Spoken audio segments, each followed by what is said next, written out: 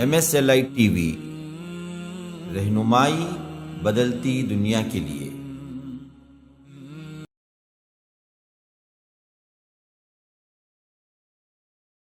سورہ بقرہ ہم شروع کرتے ہیں۔ بسم اللہ الرحمن الرحیم۔ یہ سورہ مبارکہ مدنی ہے اور اس میں کل آیات 246 ہیں، جو 280 پر 6 ہیں، 286 اور 40 رکوعات ہیں۔ یہ سورہ اس وقت نازل ہوئی جب اللہ تعالیٰ کے رسول محمد عربی صلی اللہ علیہ وسلم ہجرت کر کے مدینہ تشریف لے گئے تھے۔ سب سے پہلے مدینے میں جو سورہ نازل ہوئی وہ سورہ بقرہ ہے۔ سب سے پہلے مدینے میں جو سورہ نازل ہوئی وہ سورہ بقرہ ہے۔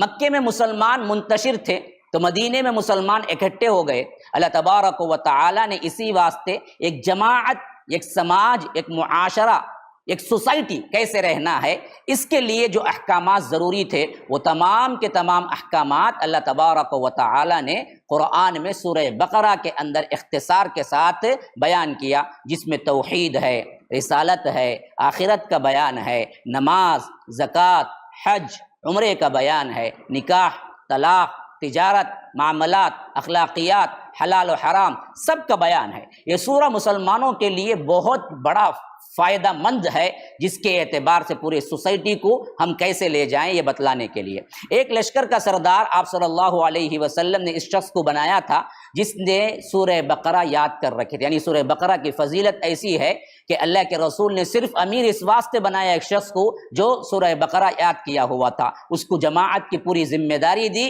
کیونکہ وہ پورے سورہ بقرہ کو پورا مکمل یاد کیا ہوا تھا۔ اس صورت میں خطاب یہودیوں سے بھی ہے اور قرآن پر اور محمد صلی اللہ علیہ وسلم پر ایمان لانے کی بار بار انہیں تاکید کی گئی ہے، اور یہودی ایمان جو نہیں لائے ان کی چال بازی، مکاری، دھوکہ دہی، وعدہ خلافی، دنیا پرستی، نافرمانی، ان سب کے ثبوت اللہ تبارک و تعالی نے پیش کیا ہے۔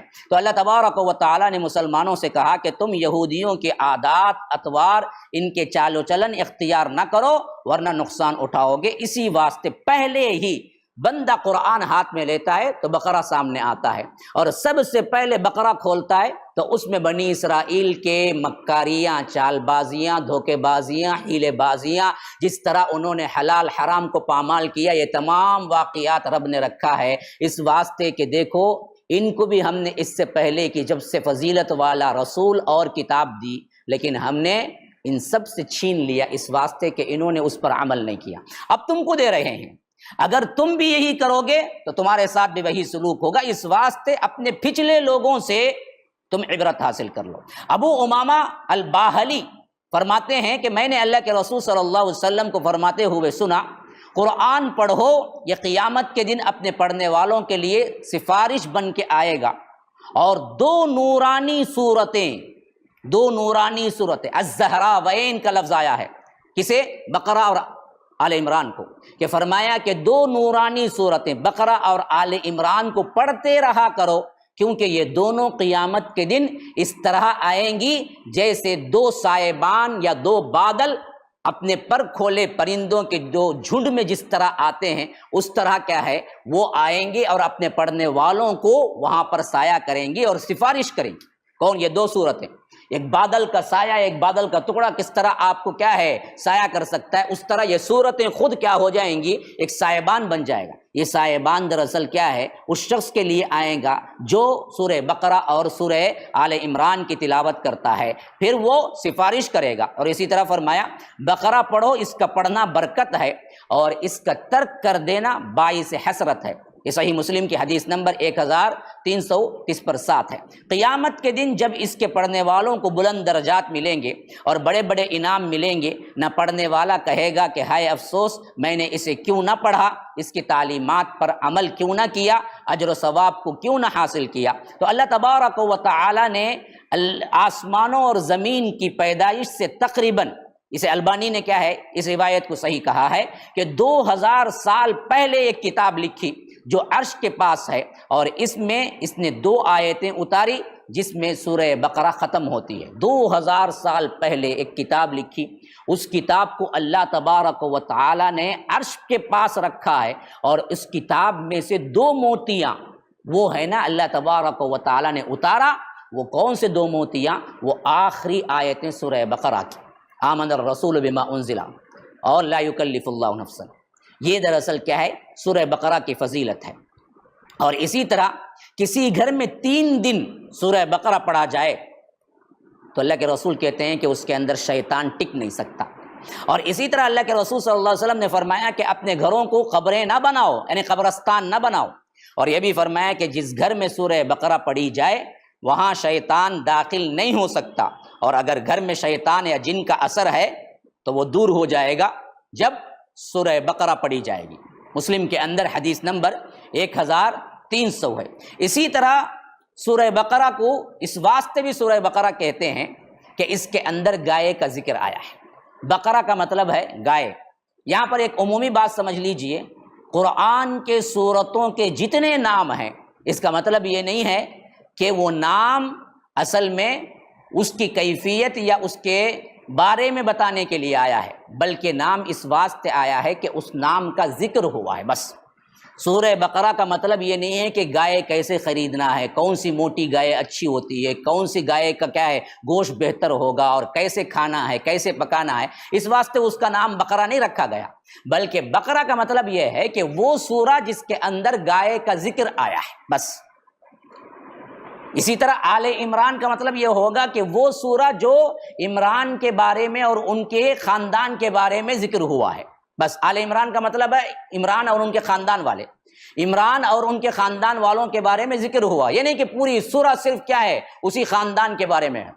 ہر سورے کا نام یاد رکھیے اس واسطے نام پڑتا ہے کہ اس نام سے دراصل اللہ تبارک و تعالی یہی مقصود ہے کہ یہ نام کا ذکر اس سورے کے اندر آیا، بس اس سے زیادہ کچھ نہیں ہے۔ اسی واسطے کیا ہے یہاں پر بھی سورہ بقرہ حضرت موسیٰ علیہ السلام کا ایک واقعہ بنی اسرائیل کا جو آگے چل کر آئے گا، تو اس واسطے اس کا نام بقرہ رکھ دیا گیا، خاص طور پر گائے۔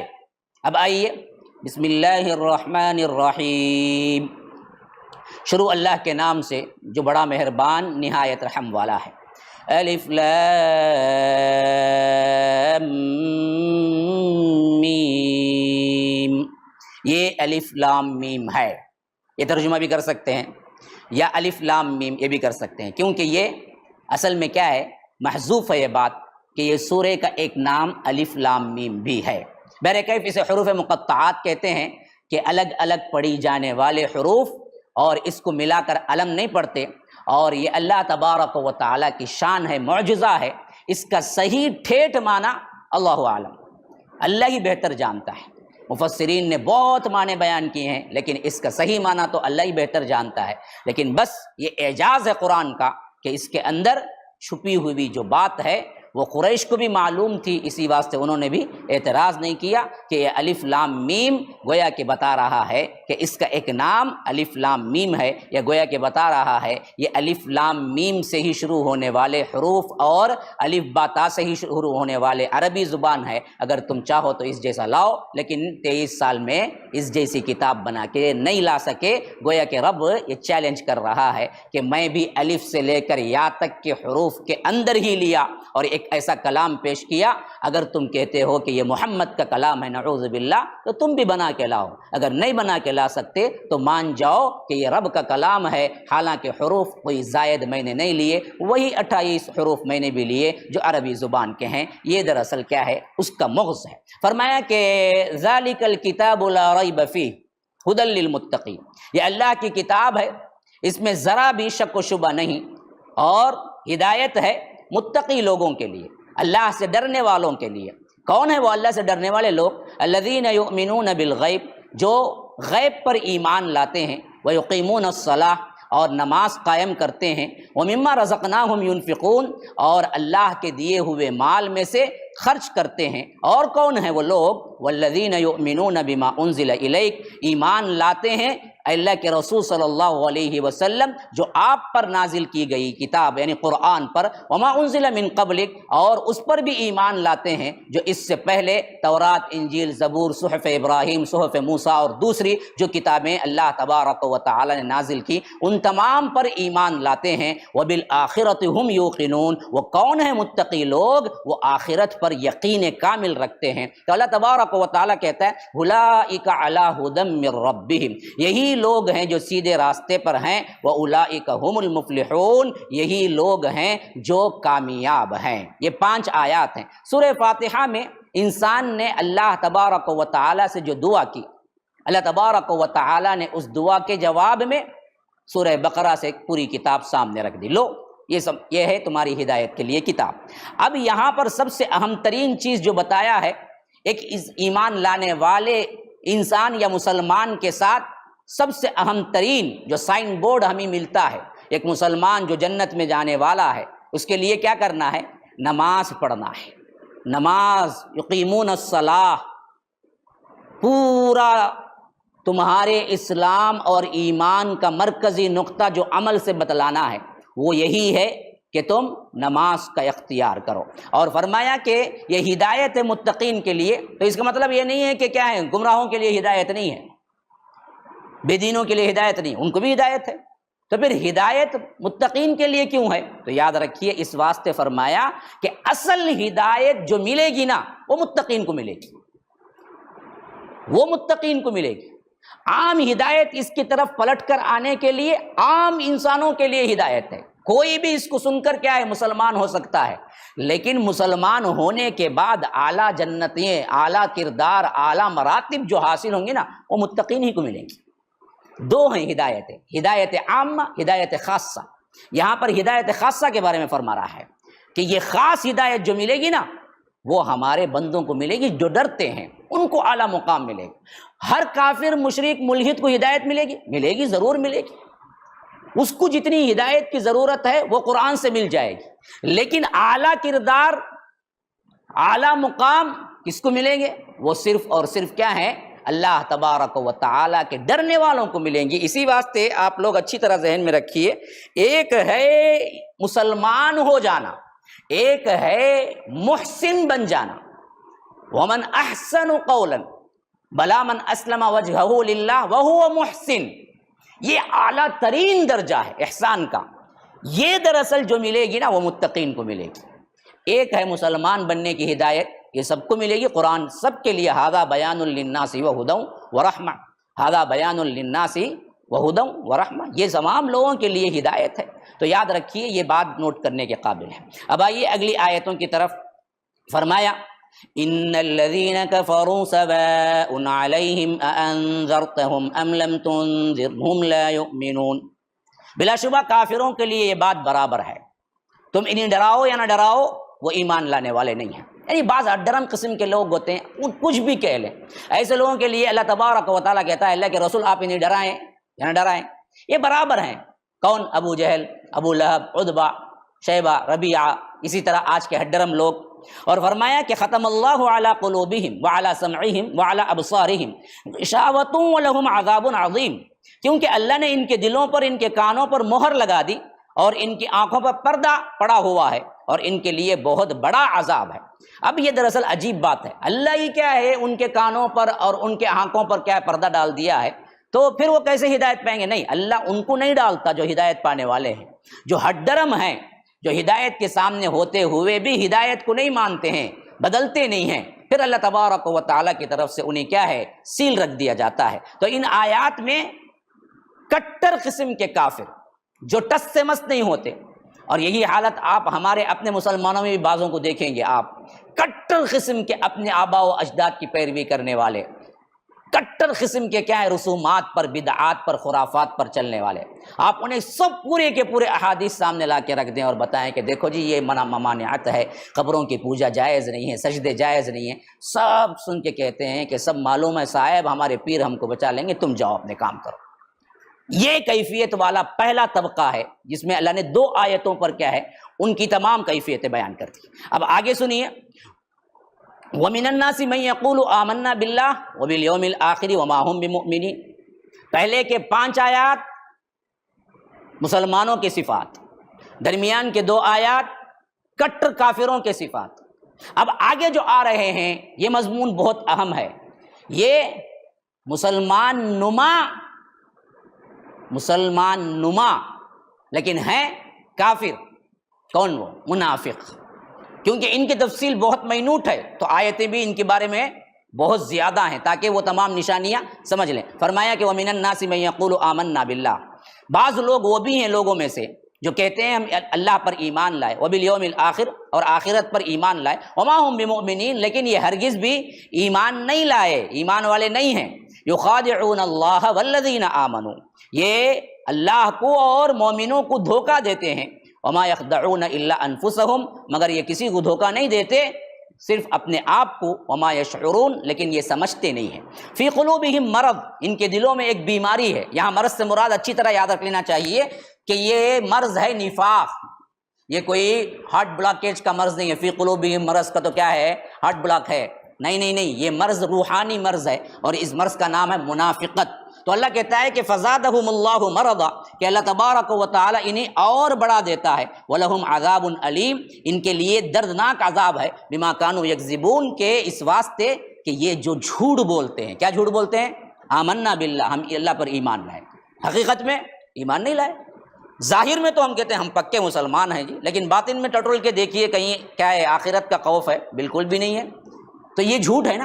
اسی واسطے فرمایا کہ ان کے لیے دردناک عذاب ہے. بما کانوا یکذبون، اس واسطے کہ یہ جو جھوٹ بولتے ہیں. جھوٹ کون سا بولتے ہیں؟ اللہ پر ایمان لائے. قول تو سچا ہے لیکن اپنے کردار میں جھوٹ بولتے ہیں. اللہ پر ایمان لانا قول سچا ہے یا جھوٹا ہے؟ صحیح قول ہے بالکل. اللہ پر ایمان لانا کہنا صحیح قول ہے، لیکن کردار جھوٹا ہے. کہتے تو ہیں اللہ پر ایمان لائے لیکن صحیح طور پر اللہ پر ایمان لائے ہی نہیں. تو اللہ کہتا ہے اسی کذب کی وجہ سے، جھوٹ کی وجہ سے انہیں زبردست مار پڑے گی، زبردست عذاب ہوگا.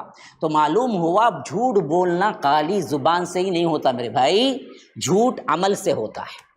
عمل سے بھی اگر آپ بتائیں کہ جو کہہ رہے ہیں اس کے خلاف کریں تو وہ جھوٹ ہی ہوتا ہے. آپ کہیں کہ ہمیں آخرت پر ایمان ہے اور آپ دھوکہ بازی کریں، خیانت کریں، تو گویا کہ آپ جھوٹ بولتے ہیں کیونکہ آپ کو ایمان نہیں ہے. ایمان ہوتا تو ایسا نہیں کرتے.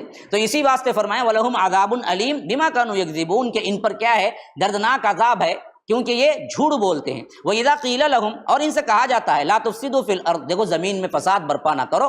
قالوا، تو وہ کہتے ہیں إِنَّمَا نَحْنُ مُصْلِحُونَ، نہیں ہم تو فساد کہاں برپا کرتے ہیں جی، ہم تو اصلاح کرنے والے ہیں. تو اللہ کہتا ہے الا، آگاہ ہو جاؤ، إِنَّهُمْ هُمُ الْمُفْسِدُونَ، یہی ہیں اصل مفسد، فساد کرنے والے. وَلَكِنْ لَا يَشْعُرُونَ، لیکن کیا ہیں؟ وہ لوگ سمجھتے نہیں ہیں. یعنی بعض لوگ کیا کرتے ہیں کہ ہر جگہ اپنا منہ ڈالتے ہیں، ہر جماعت میں اپنے آپ کو کہتے ہیں ہم انہی میں سے ہیں. یہی نفاق کی صفت ہے.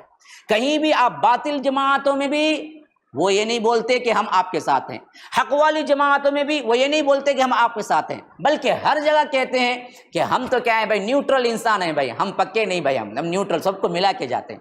یہ فساد ہے اصل میں، یہ فساد ہے. ڈکلیئر کرنا ہے بھائی ہمارا عقیدہ کیا ہے بھائی، ہم اللہ ایک کو مانتے ہیں. ہاں، ہمارے طارق جمیل صاحب کیا ہیں؟ توحید بھی بولتے ہیں اور اجمیر شریف کی درگاہ میں جا کے وہاں دستار بھی بنتے ہیں ماشاء اللہ سے. کہتے ہیں کہ ہم سب کو ملا کے لے جا رہے ہیں، کسی کے خلاف نہیں بولتے ہیں نا جی. یہ کردار بڑا ہی اہمیت کا قابل ہے جو اللہ یہاں کہتا ہے. یہ فساد ہے، یہ فساد ہے. ایسے ہی بعض منافقین تھے جو کیا کرتے تھے؟ یہودیوں کے پاس بھی جاتے تھے، بولتے تھے کہ ہم آپ کے بھی خلاف نہیں ہیں جی. مسلمانوں کے پاس آتے کہتے تھے کہ نہیں بھائی ہم آپ کے بھی خلاف نہیں ہیں بھائی. مشرکین کے پاس جاتے تھے مکہ عمرہ وغیرہ تو کہتے نہیں بھائی ہم آپ کے بھی خلاف نہیں، ہم تو سب کو ملانا چاہتے ہیں. اللہ کہتا ہے ارے بدبختو، یہ فساد ہے.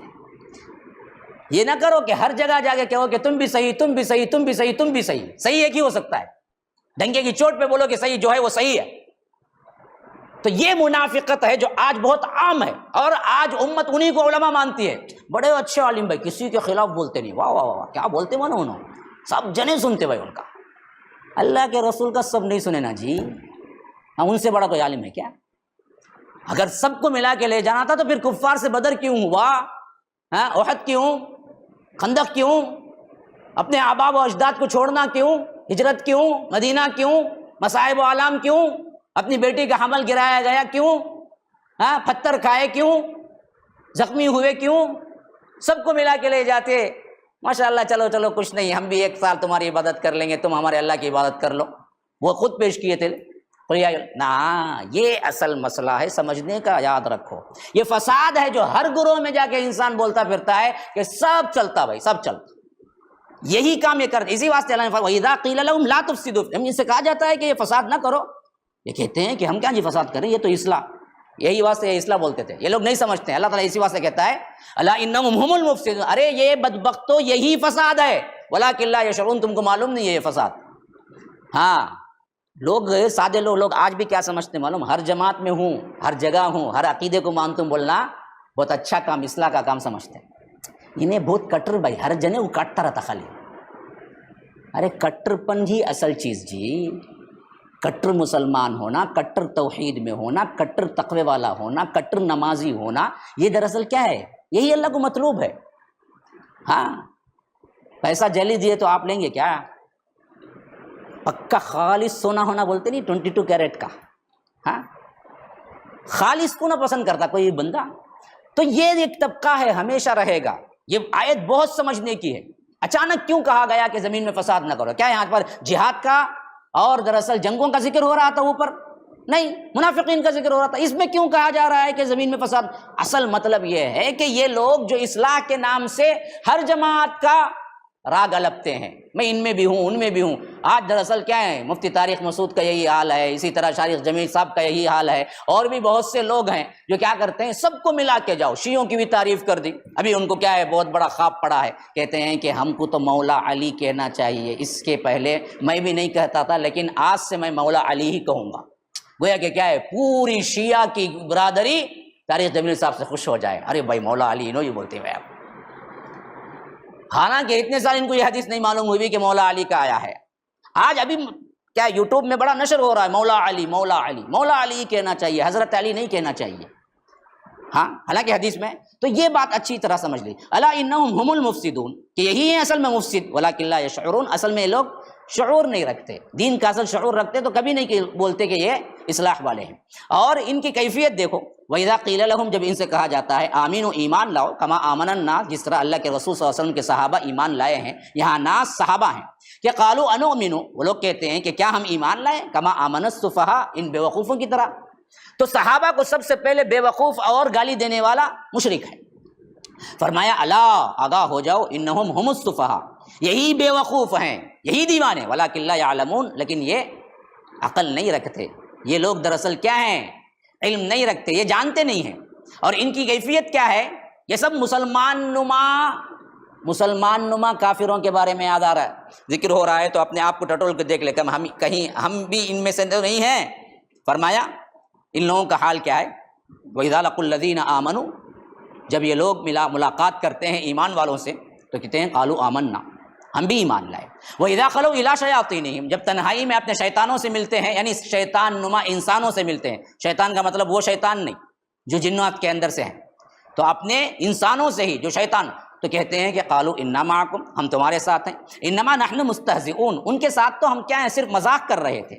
دیکھیے وہ کیفیت آ گئی، میں ابھی بتا رہا تھا کہ وَإِذَا قِيلَ لَهُمْ لَا تُفْسِدُوا فِي الْأَرْضِ میں ہر جگہ اپنی بات کو کیا ہے قائم رکھنے کے لیے. یہاں بھی ملیں گے، وہاں بھی ملیں گے، میں سب کے ساتھ ہوں بھائی، کسی بھی پارٹی کا میں الگ نہیں، ہے نا. یہ بات کہنے والا بہت بڑا بیوقوف ہے. یہی حالت منافقین کی بھی تھی اس دن، اس زمانے میں. تو فرمایا کہ وہ اگر تنہائی میں ملتے ہیں تو کہتے ہیں کہ ہم دراصل آپ کے ساتھ ہیں، اور ان کے ساتھ تو ہم مذاق کر رہے ہیں. اللہ کہتا ہے اللہ یستہزئ بہم، ہرگز نہیں.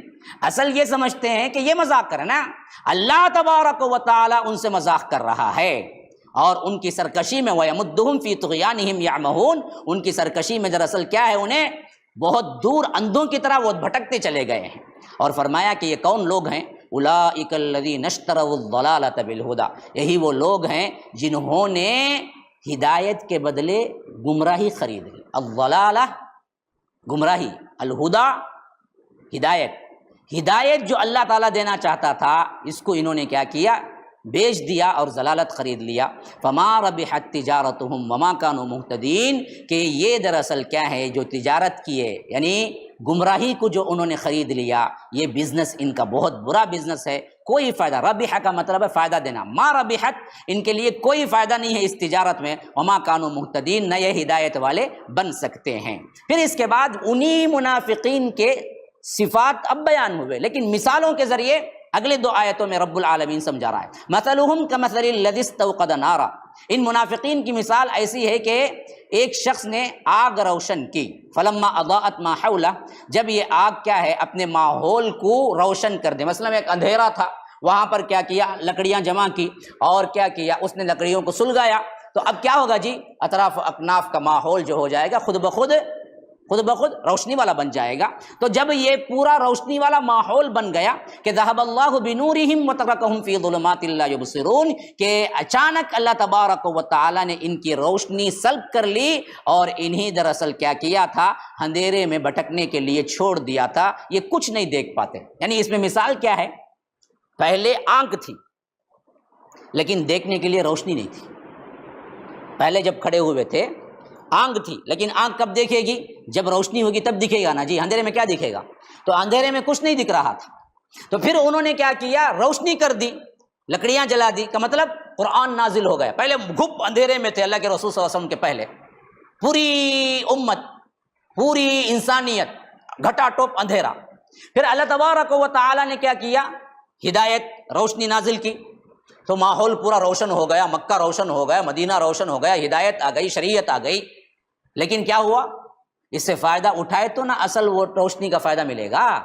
لیکن کفر پہ تکیہ کر کے یا منافق بن کے یا یہودی بن کے کھڑے رہے، اسلام قبول نہیں کیا، تو کیا ہوا، اس روشنی سے وہ کوئی فائدہ نہیں اٹھا سکے. یہی اللہ تعالیٰ کہتا ہے کہ یہ روشنی قرآن آیا لیکن یہ لوگ فائدہ نہیں اٹھائے، تو اب اللہ تبارک و تعالیٰ نے ان کی روشنی ہی کو لے لیا. اب تو کیا ہے، اب لائٹیں ہیں لیکن دیکھنے کے لیے آنکھ نہیں. پہلے آنکھ تھی، لائٹ نہیں تھی، لائٹ آ گئی پھر بھی فائدہ نہیں اٹھایا، تو اللہ نے کیا کیا، دیکھنے کی آنکھ واپس لے لیا. اب ضرورت ہے تمہاری آنکھ کا ہی کو، ہاں جب ہدایت کو دیکھتے ہی نہیں تو آنکھ کا ہی کو لے لو. تو اللہ نے کیا کیا، ان کی آنکھیں، ان کا وہ نور لے لیا اور وہ اندھوں کی طرح کیا ہے بھٹکتے رہ گئے اور ان کو کوئی نہیں دکھائی دے رہا ہے. یہ ایسے بن گئے اب سمن، بہرے ہیں، سم بہرے، کچھ نہیں سنائی دیتا، اور بکمن، اندھے ہیں، گونگے ہیں، عمیون، اندھے ہیں، فہم لا یرجعون، یہ پلٹ کے آنے والے نہیں. ایسے بن گئے اس ہدایت سے کہ بہرے ہیں، سنائی بھی نہیں دیتا قرآن کی آواز، ہاں بولنے بھی نہیں ہوتا، پڑھتے ہی نہیں تو بولیں گے کیا جی، ہاں گونگے ہیں، بہرے ہیں، اندھے بھی ہو گئے قرآن سے. اب ایسے لوگ پلٹ کے کبھی نہیں آئیں گے. تو پھر فرمایا کہ ان کی مثال ایسی بھی ہے، او کصیب من السماء، یہ مثال ایسی ہے کہ آسمان سے زبردست بارش ہو رہی ہے، فیہ ظلمات ورعد وبرق، جس کے اندر اندھیریاں ہیں، کڑک ہے اور بجلی کی چمک ہے. رعد کہتے ہیں وہ کڑکنے کی آواز کو، اور برق دراصل کیا ہے، وہ چمکیلا جو پن، یعنی جو اگر لائٹ آتی ہے بجلی کی اسے کہتے ہیں برق، جسے گھڑگھڑانے کی گھڑ گھڑ آواز آتی ہے اسے کہتے ہیں عربی میں رعد. تو یہ بارش ہو رہی ہے اور بارش کے اندر کیا ہے، اندھیرا بھی ہے، رات میں ہو رہی ہے بارش، اور وہ بارش کے اندر کیا ہے، آوازیں بھی ہیں اور بجلی بھی کڑک رہی ہے، کڑکنے کی آواز بھی ہے، روشنی بھی پڑ رہی ہے. اور اس کے ڈر سے کیا ہو رہا ہے، ایک آدمی جو جا رہا ہے، یجعلون اصابعهم فی آذانہم، اپنی انگلیوں کو اٹھا کر اپنے کانوں کے اندر ڈال دیا ہے کہ کہیں کیا ہے، یہ کڑک کے آواز نہ مجھے آئے، یہ کڑک کی آواز مجھے پریشان نہ کرے. فی آذانہم من الصواعق حذر الموت، تاکہ اس سے ہمارے موت کا جو ڈر ہے اس کے اندر، وہ ڈر کی وجہ سے کیا کر رہا ہے، وہ کڑک کی آواز نہ سنائی دے، اس واسطے بند کر لیا ہے. لیکن کیا یہ بند کر لینے سے اوپر کی کڑک یا بجلی کیا ہے کم ہو جائے گی؟ شتر مرغ جب آ کے کسی کو شکاری کے لیے دیکھتا ہے تو اپنے کیا کرتا ہے، سر کو زمین کے اندر دے دیتا ہے. خالی سر چھپا لینے سے شکاری کو نہیں معلوم ہوگا کہ شتر مرغ وہاں ہے، اتنا بڑا دھڑ پیچھے ہے نا، وہ تو صرف کیا اپنا سر چھپایا ہے نا اندر جا کے، دھڑ تو پیچھے اتنا بڑا ہے، تو اس سے کیا شکاری کو نہیں دکھے گا؟ دکھے گا ضرور بھی ضرور. یہی حالت ہے کہ ان لوگوں کی، کہ یہ دراصل جیسے ہی اسلام آیا، یہ بارش ہے اسلام، لیکن یہ نہیں کہ ٹھنڈا ٹھنڈا نماز پڑھ لو، روزہ رکھ لو، اللہ اللہ خیر سلام، نہیں، اس کے اندر مشکلات آئیں گی، نفس کے خواہشات کو توڑنا پڑے گا، رعد رہیں گے، کڑاکے رہیں گے، بجلیاں گریں گی، آپ کو کیا ہے صبر کرنا پڑے گا، مصائب و آلام آئیں گے، جنگ کے لیے اللہ تبارک و تعالی اللہ کے رسول پکاریں گے تو بھاگنا پڑے گا، مال غنیمت پوچھیں گے، مال غنیمت نہیں ہمارا مال پوچھیں گے تو مال دینا پڑے گا۔ تو یاد رکھیے یہ تمام چیزیں ہیں، لیکن اس سے ڈر کر آپ بھاگیں گے تو صحیح مسلمان بن سکتے نہیں بن سکتے۔ تو یہی کہہ رہا ہے اللہ تبارک و تعالی یجعلون اصابعهم فی آذانهم من الصواعق حذر الموت، کہ یہ بنا لیتے ہیں اپنی انگلیاں، اصبع ایک انگلی، اصابع بہت سی انگلیاں، تو اپنی انگلیوں کو اپنے کانوں کے اندر ڈال لیتے ہیں تاکہ کیا ہے وہ کڑک انہیں موت سے بچا لے، لیکن یہ ہونے والی بات نہیں۔ واللہ محیط بالکافرین، کہ اللہ تبارک و تعالی ان کافروں کو گھیرے ہوئے ہے۔ یکاد البرق، قریب ہے کہ ایسی کیفیت میں کیا ہو، یخطف ابصارہم، وہ بجلی دراصل کیا ہے ان کے آنکھوں کو اچک لے، بجلی پڑ کے یہ اندھے ہو جائیں۔ اللہ چاہے تو ایسے منافقین کو کر سکتا، لیکن اللہ نے ان پر رحم کیا، دنیا میں ہی ان پر بجلیاں گرا سکتا تھا۔ اور آج بھی جو لوگ کیا ہیں خالی مسلمان کہہ کر اللہ کی نافرمانی کرتے ہیں، فوری طور پر انہیں مار سکتا ہے، فوری طور پر آسمان سے کوئی عذاب آ سکتا ہے، لیکن دیتا اللہ نہیں دیتا۔ کیوں؟ اللہ کے پاس کیا ہے ایک وقت مقررہ ہے سزا دینے کا۔ تو اسی لیے فرمایا کہ قریب ہے کہ وہ اچک لے جائیں ان کی بصارت کو، ان کی دیکھنے کی قوت کو، لیکن اللہ نے چھوڑے رکھا ہے۔ اچھا، کلما اضاء لهم مشوا فیہ، جب کبھی کیا ہوتا ہے یہ کڑک کی وجہ سے تھوڑی سی روشنی جب پڑتی ہے تو یہ چل لیتے ہیں، اندھیرے میں کھڑے ہوئے ہیں، جیسے ہی تھوڑی سی روشنی پڑی چل لیتے ہیں۔ وَإِذَا أَظْلَمَ عَلَيْهِمْ، پھر اندھیرا چھا گیا قاموا، کھڑے ہو جاتے ہیں۔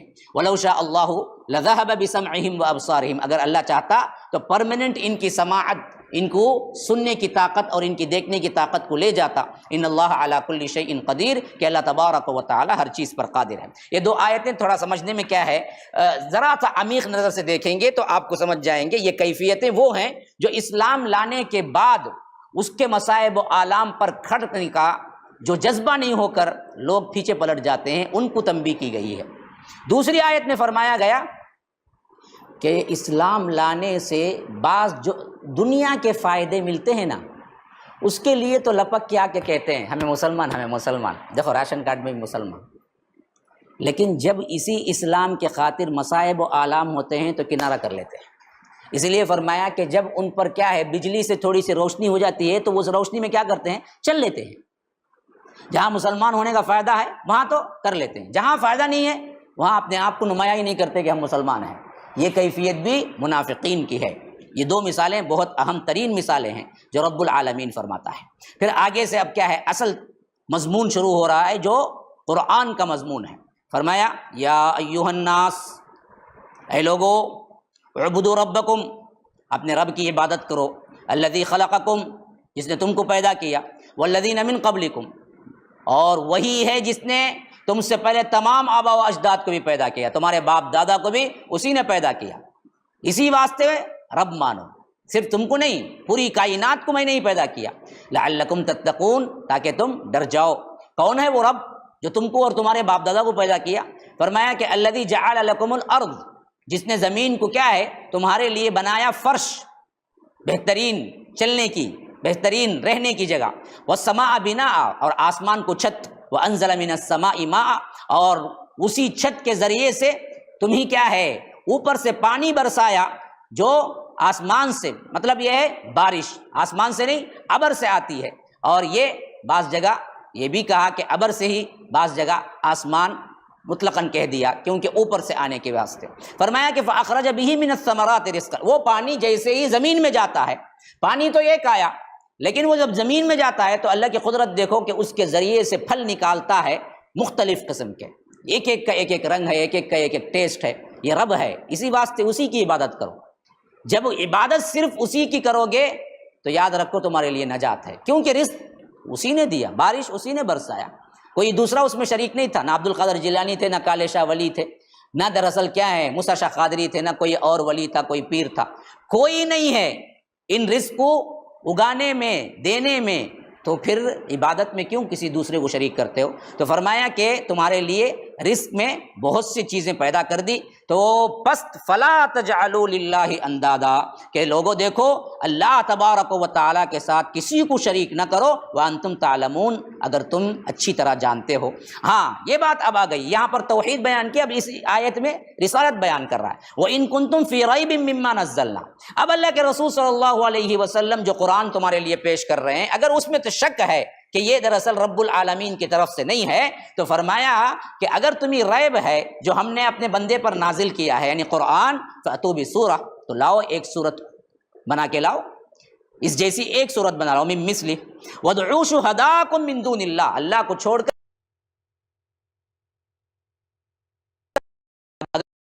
ہے ان لوگوں کے لیے جو ایمان لائے، وعملوا الصالحات، اور نیک عمل کیے، کہ ان لہم جنات، ان کے لیے باغات ہیں، تجری من تحتها الانہار، جس کے نیچے کیا ہیں، نہریں بہ رہی ہیں، کلما رزقوا منها من ثمرۃ رزقا، کہ جب کبھی انہیں کھانے کے لیے کوئی پھل دیے جائیں گے تو وہ ہم شکل ہوں گے، ہاں ایسے پھل دیں گے جس میں اتنی تکلیف بھی نہیں ہوگی کہ یہ کیسا پھل ہے، اس کی سوچ میں انسان پریشان ہو، بلکہ سیب دیں گے تو دنیا کے سیب کی طرح ہی کوئی سیب ہوگا، انار ہوگا تو انار بھی دنیا کے انار کی طرح ہوگا، اس واسطے کہ اتنی تکلیف بھی نہ ہو کہ اس کے اندر وہ کھانے میں پریشانی ہو، لیکن جب کھائیں گے تو ٹیسٹ بالکل الگ ہوگا۔ تو فرمایا کہ جیسے ان کے سملر، ان کو کیا ہے، دنیا کے سملر پھل دیں گے تو جنتی کہیں گے قالوا ھذا الذی رزقنا من قبل واتوا به متشابہا، یہ تو وہی ہے جو کیا ہے ہم دنیا میں بھی کھایا کرتے تھے، اسی کے متشابہ پھل ہیں یہ، لیکن یہ ٹیسٹ میں بالکل جنتی ہوں گے، دیکھنے میں لگ رہے ہوں گے کہ یہ دنیاوی کے پھل ہیں۔ تو فرمایا کہ وَلَهُمْ فِيهَا أَزْوَاجٌ مُطَهَّرَةٌ، اور ہم وہاں پر پاکیزہ بیبیاں دیں گے، یعنی حور دیں گے، یا یہ ہے کہ پاکیزہ بیبیوں سے مراد کیا ہیں، جو مسلمان عورتیں جائیں گی اللہ تعالیٰ ان کو بھی حوروں سے بڑا درجہ دے گا، یہ بھی کیا ہیں، ان سے بھی شادیاں ہو سکتی ہیں۔ تو فرمایا کہ وَهُمْ فِيهَا خَالِدُونَ، اس میں وہ ہمیشہ ہمیشہ رہیں گے۔ فرمایا إِنَّ اللَّهَ لَا يَسْتَحْيِي أَن يَضْرِبَ، کہ اللہ تبارک و تعالی نہیں شرماتا ہے کوئی بھی مثال دینے کے لیے، مثال بیان کرنے کے لیے، خواہ وہ مچھر کی ہو یا اس سے حقیر چیز کی ہو، مثلا ما بعوضۃ فما فوقها، یعنی جب قرآن کے اندر کچھ مثالیں یا کچھ نام مکھیوں کے، اور عنکبوت ایک سورہ ہی ہے جو مکڑی کا ہے، تو اس طرح آیا تو بعض مشرکین یا منافقین یا یہودیوں نے کہا کہ دیکھو جی یہ اگر اللہ کا کلام ہوتا تو اس کے اندر مکھی کا ذکر ہوتا، ہرگز نہیں، مکڑی کا ذکر ہوتا، ہرگز نہیں۔ تو اللہ نے کہا کہ اس میں کیا ہے، اللہ کے کلام ہونے میں مکڑی اور مکھی کا ذکر نہ ہونا کون سی کیا بات ہے آپ کے لیے، کہ کیا کوئی گارنٹی ہے کہ اس طرح کی بات ہوئی تھی؟ اللہ تبارک و تعالیٰ شرماتا نہیں ہے مکھی کی مثال دینا یا مچھر کی مثال دینا یا اس سے بھی حقیر چیز کی مثال دینا۔ مثال تو اس واسطے دی جاتی ہے نا بھائی کہ اس کے ذریعے تم عقل پالو، نصیحت پالو، وہ کوئی بھی مثال ہو، لیکن یہ مثال ہے کہ آپ کیا قرآن کو رد کریں کہ یہ اللہ کی کتاب نہیں ہو سکتی کیونکہ اس کے اندر مکڑی کا ذکر آیا ہے، یہ اللہ کی کتاب نہیں ہو سکتی اس کے اندر مچھر کا ذکر آیا ہے۔ تو اللہ کہتا ہے کہ اللہ تبارک و تعالیٰ اس معاملے میں شرماتا نہیں ہے کہ وہ کوئی بھی مثال، کیونکہ مثال اصل میں کیا ہے، اس واسطے ہے کہ اس سے عبرت حاصل کرو، مثال اس واسطے ہے۔ اب وہ مثال سے کام ہو رہا ہے، اس سے عبرت ملتی ہے، تو اللہ مکھی کی بھی دیتا ہے، مکڑی کی بھی دیتا ہے، تو اللہ تبارک و تعالیٰ اس سے نہیں شرماتا ہے۔ اچھا، فَأَمَّا الَّذِينَ آمَنُوا فَيَعْلَمُونَ أَنَّهُ الْحَقُّ مِن رَّبِّهِمْ، جو لوگ ایمان لاتے ہیں، جن کا ایمان پختہ ہے کہ یہ اللہ ہی کی کتاب ہے، تو وہ جانتے ہیں کہ رب نے جو بھی اتارا ہے، خواہ وہ مکھی کی مثال ہو، مکڑی کی مثال ہو، یہ میرے رب کی طرف سے حق ہے۔ وَأَمَّا الَّذِينَ كَفَرُوا، رہے جو لوگ انکار کرتے ہیں، کافر ہیں، فَيَقُولُونَ، وہ کہتے ہیں، مَاذَا أَرَادَ اللَّهُ بِهَذَا، مسئلہ کہ اللہ تبارک و تعالیٰ ایسی مثالیں دینے سے اللہ کو کیا چاہتا ہے، اللہ کیا چاہتا ہے کہ اس طرح کے حقیر کیڑے مکوڑوں کی مثال دے رہا ہے، حالانکہ اس مثال سے آپ کو کیا ضرورت لینا تھا، ایمان والے لے لیتے ہیں، کافر مذاق اڑاتے ہیں۔ مثلا سمجھیے کہ اللہ تبارک و تعالیٰ کہتا ہے کہ جو لوگ اللہ کو چھوڑ کر دوسروں کو پکارتے ہیں ان کی مثال ایسی ہے جیسے کیا ہے، جیسے کیا ہے، مکڑی کے جالے کی طرح۔ کیوں؟ سب سے کمزور ترین اگر کوئی گھر ہے تو کون سا گھر ہے؟ اتخذت بیتا، مکڑی کا جالا، سب سے کمزور ترین۔ اب شرک اللہ کو چھوڑ کر دوسروں کو جو وسیلہ یا سمجھتے ہیں کارساز، مکڑی کے جالے کی طرح ہے۔ بات سمجھ گئے نہیں سمجھے؟ سمجھ گئے، کیونکہ اس سے کم تر کمزور ترین کوئی گھر ہے ہی نہیں دوسرا۔ تو اللہ نے کہا کہ وہاں پر کمثل العنکبوت، مکڑی کی جالے کی طرح ہیں یہ سب لوگ جتنے کو بھی تم اللہ کو چھوڑ کر پکارتے ہو۔ تو معلوم ہو گئی بات سمجھ آ گئی، ایمان آ گیا، پختہ ہو گیا ایمان والوں۔ لیکن کافر کہتے ہیں کہ ارے یہ کیا بات ہے کہ عجیب بات ہے، مکڑی کی مثال اللہ دے رہا ہے، قرآن میں کیا ہے عنکبوت کا ذکر آیا ہے، تو اللہ کہتا ہے دیکھو ایسی بات نہیں، ایمان والے اسے حق سمجھتے ہیں، مان لیتے ہیں، ہاں کافر ہیں جو کہتے ہیں کہ اللہ تعالیٰ اس سے کیا چاہتا ہے۔ تو اب آئیے وہ اہم ترین جملہ، یضل بہ کثیرا ویہدی بہ کثیرا، اسی طرح اللہ تبارک و تعالی اسی قرآن کے ذریعے بہت سوں کو ہدایت دیتا ہے اور بہت سوں کو گمراہ کر دیتا ہے۔ جو ہدایت پانا چاہتے ہیں ان کو ہدایت مل جاتی ہے، لیکن جو مذاق اڑانا چاہتے ہیں ان کو ہدایت نہیں ملتی۔ تو بہت سے لوگ قرآن پڑھ کے بھی گمراہ ہوتے ہیں، کیوں؟ ہدایت پانا ہی نہیں چاہتے، اللہ ان کو ہدایت نہیں دیتا، قرآن پڑھتا ہے ہدایت نہیں ملی، تو فرمایا کہ یضل بہ کثیرا ویہدی بہ کثیرا وما یضل بہ الا الفاسقین، کہ اللہ تبارک و تعالی گمراہ نہیں کرتا مگر انہی کو جو فاسق ہیں۔ یعنی اس کا مطلب یہ نہیں کہ قرآن کے ذریعے اللہ گمراہ کرتا، بھائی میں کیا کروں، میں قرآن پڑھا گمراہ ہوگا، بولیں گا کن تبھی دلیل لے سکتا نہیں دے، کیوں؟ اللہ کہتا ہے کہ ہم گمراہ نہیں کرتے مگر انہی کو جو گنہگار فاسق ہوتے ہیں، ورنہ اللہ سے ڈرنے والوں کو ہم کبھی گمراہ نہیں کرتے۔